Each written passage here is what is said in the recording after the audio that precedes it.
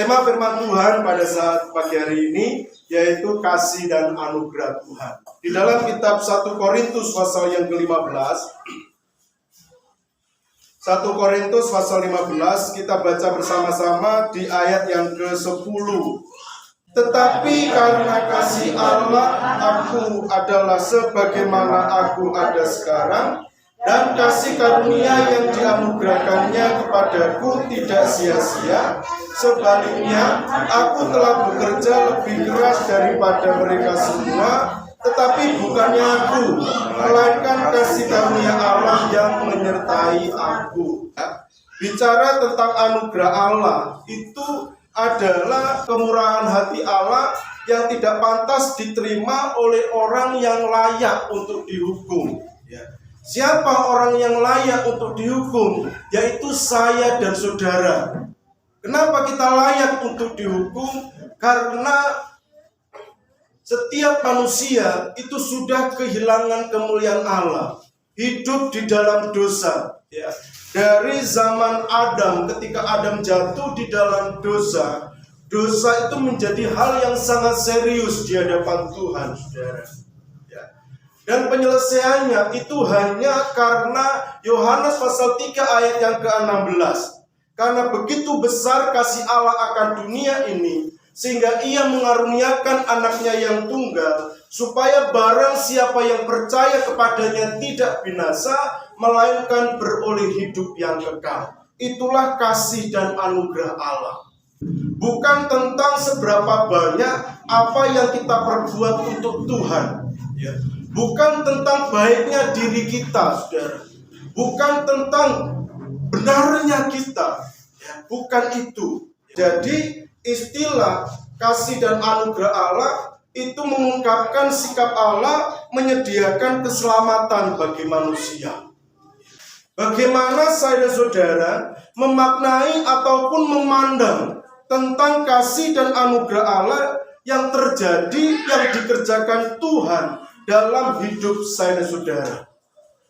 Yang pertama, saudara, tetapi karena kasih karunia Allah, aku adalah sebagaimana aku ada sekarang, dan kasih karunia yang dianugerahkannya kepadaku tidak sia-sia.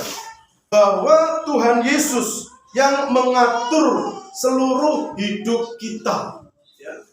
Aku ada sebagaimana aku ada. Itu karena kasih karunia Tuhan. Karena Tuhan, saudara. Keseluruhan hidup saya saudara, kedaulatannya itu ada di tangan Tuhan. Yesus yang mengatur seluruh gerak dan langkah saya dan saudara. Margo saka sih rahmate Gusti Allah, aku dadi kaya ing sadadiku saiki iki, saudara. Jadi hidup saya dan saudara adanya sampai hari ini, itu semua karena kasih dan anugerah Allah. Terus pada saat kita mengalami pergumulan, masalah, persoalan, apakah itu juga bagian dari pengaturan Tuhan? Bagian dari kedaulatan Tuhan? Saya katakan iya. Sebab tidak pernah mungkin sesuatu apapun terjadi atas kita kalau bukan karena kehendak Tuhan. Kalau tidak Tuhan kehendaki itu terjadi, maka tidak akan pernah terjadi. Apapun, saudara. Providensia Allah itu artinya melihat sebelum terjadi. Itu providensia. Tuhan yang mengatur seluruh hidup kita. Sejak kita bakal di dalam kandungan, sampai nanti di ujung hidup kita yang kita sama sekali tidak tahu. Semuanya ada dalam skenario Tuhan. Semuanya ada dalam pengaturan Tuhan. Kejadian pasal yang ke-50.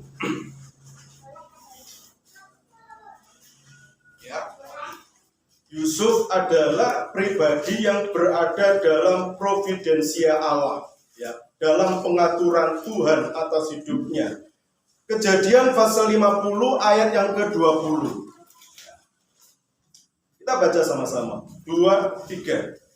Memang kamu telah mereka-rekakan yang jahat terhadap aku, tetapi Allah telah mereka-rekakannya untuk kebaikan dengan maksud melakukan seperti yang terjadi sekarang ini, yakni memelihara hidup suatu bangsa yang besar. Bahasa mereka-rekakannya itu adalah providensia Allah, saudara. Kalau saudara mundur dalam kehidupan Yusuf, bagaimana pengaturan Tuhan atas diri Yusuf itu luar biasa. Dia di kalangan keluarga, saudara-saudaranya itu nggak seneng sama Yusuf.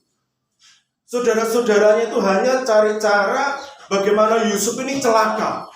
Dan itu terjadi hari demi hari. Bayangkan saudara, ya, dalam rumah, satu rumah, kalau kita punya saudara, kakak, ya, itu semua jotai kita, semua bully kita, itu pasti nggak nyaman. Dan itu yang dialami oleh Yusuf. Mau ngapain saja Yusuf selalu salah. Ya. Terus klimaksnya, puncaknya, Yusuf dimasukkan ke sumur yang kosong, ya, dibiar-biarin di situ, saudara. Dia dijual, ya, kepada rombongan orang-orang yang mau menuju ke Mesir itu, dijual di sana. Ya. Kemudian dia dijual di sana, sama yang beli tadi dijual lagi kepada keluarga Potifar, pembesar di Mesir. Dia harus masuk penjara. Nah, di dalam penjara itu, saudara, itu bukan hal yang mudah untuk dilalui. Kalau dia karena melakukan pelanggaran, oke lah. Tetapi semua yang dikerjakan Yusuf itu bukan karena Yusuf melakukan pelanggaran, bukan. Sampai akhirnya Firaun sendiri yang mimpi, dan Yusuf bisa menerjemahkan mimpi dari Firaun. Itulah titik balik kehidupan Yusuf. Dia diangkat menjadi orang yang sangat berkuasa di tanah Mesir. Engkau memang mereka-rekakan yang jahat, terus menerus jahati aku. Tetapi Allah mereka-rekakannya untuk kebaikan, dengan tujuan maksud memelihara satu bangsa yang besar. Nah, ini yang disebut sebagai kasih karunia Allah. Artinya setiap proses apapun yang terjadi atas hidup saudara-saudara itu adalah bagian dari kasih dan anugerah Allah. Itulah cara Tuhan, skenario Tuhan untuk menjadikan kita nanti menjadi pribadi-pribadi yang luar biasa. Menjadi orang-orang yang melihat betapa Tuhan, Allah yang tidak pernah tinggal diam atas seluruh hidup saudara-saudara. Ya, sebab ketika kita mengangkat tangan, Tuhan yang turun tangan. Kemudian yang kedua, saudara, sebaliknya, aku telah bekerja lebih keras daripada mereka semua, tetapi bukannya aku, melainkan kasih karunia Allah yang menyertai aku. Bicara tentang Allah berkenan melibatkan saudara-saudara dalam pelaksanaan rencananya. Hal ini bukan disebabkan karena Allah memerlukan bantuan kita, tetapi kesempatan kita untuk terlibat dalam rencana Allah sebagai suatu kehormatan dan bukan beban. Itu sikap Paulus seperti itu. Dia bekerja lebih keras lagi, sebab dia memandang melayani Tuhan, berada dalam pelaksanaan rencana Tuhan. Bukan berarti Allah itu perlu bantuan kita, bukan, saudara. Tapi segala apapun yang kita kerjakan itu adalah sebagai satu kehormatan. Allah nggak perlu dibantu, saudara. Hati-hati dengan kalimat ini, ya. Siapa kita? Ya. Kalau Allah perlu dibantu, dia berarti bukan Tuhan yang Maha Kuasa. Ya. Allah tetap bisa mengerjakan dengan kemahakuasaannya. Tetapi kalau kita diizinkan bekerja di ladang Tuhan, itu adalah sebagai sebuah kehormatan. Amin, saudara. Sebuah kesempatan untuk kita berbuat sesuatu untuk Tuhan. Ya. Mengekspresikan betapa Allah telah menyelamatkan kita. Maka ekspresinya itu adalah, aku mau bekerja lebih lagi buat Tuhan. Jadi setiap pelayanan yang kita kerjakan, kita harus memandangnya ini bukan sebagai beban, tetapi ini adalah kesempatan dan kehormatan untuk kita melayani Raja di atas segala raja. Saya sangat menghargai setiap pelayanan-pelayanan yang Bapak Ibu Saudara kerjakan, mengerjakan pekerjaan Tuhan dengan sungguh-sungguh.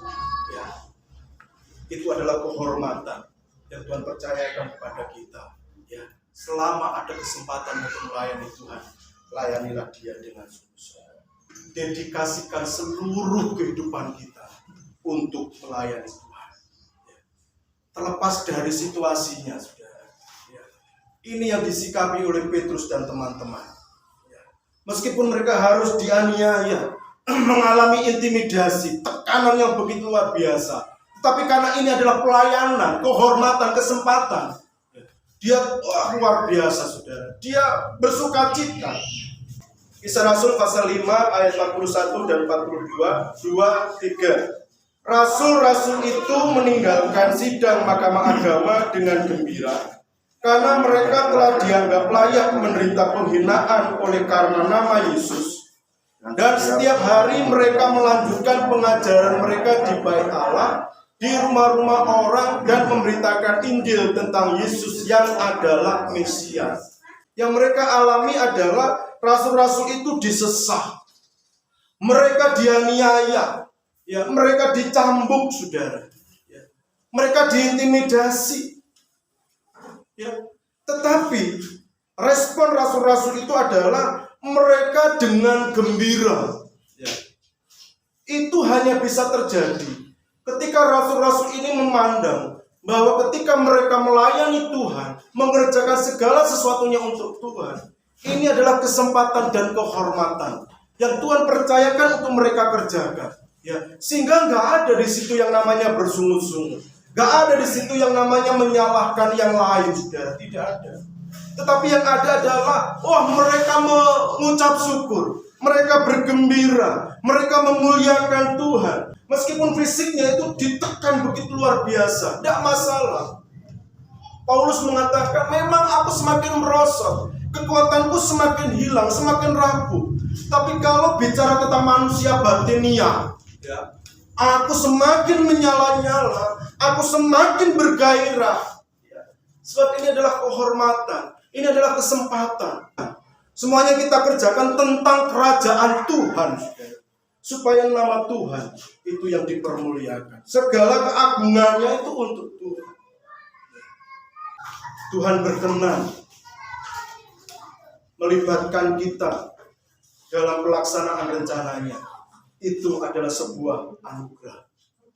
Sekali lagi, Tuhan berkenan melibatkan kita dalam pelaksanaan rencananya, melayani Dia. Itu adalah kasih dan anugerah Allah. Kita harus memandangnya seperti itu. Jadi tidak ada kekecewaan di sana. Tidak ada motivasi yang lain, tendensi yang lain, tidak ada. Murni hanya untuk nama Tuhan dipermuliakan. Tuhan Yesus yang mengatur hidup saudara-saudara. Itu adalah kasih dan anugerah Allah.